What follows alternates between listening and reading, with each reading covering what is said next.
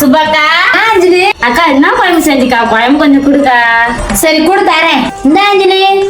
தேங்க்ஸ்க்கா. மீனாக்கா. அஞ்சலி. அக்கா குழம்பு கொஞ்சம் கொடுக்கா. சரி கொடு. இந்த அஞ்சலி. தேங்க்ஸ்க்கா. ரேவதி அக்கா என்ன குழம்பு செஞ்ச? கத்திரிக்காய் குழம்புக்கா. மீனாக்கா இப்பெல்லாம் சரியா உட்காந்து பேசுறது இல்லக்கா நம்ம கூட. அப்படிலாம் ஒண்ணும் இல்லடி, வீட்டுல வேலையே சரி போகுது. அக்கா பண்ண இந்த வீட்டுல விளாடா இவனாடி சும்மா சும்மா சின்ன வீட்டுல போயிருங்கிறா. காலையில தான் எங்க வீட்டுக்கு வந்தா குழம்பு வாங்கி போனா. அப்படியாக்கா? எங்க வீட்டுல மத்தியானம் வந்து குழம்பு வாங்கி போனாக்கா. வீட்டுல கூட வாங்கி போனாங்கக்கா.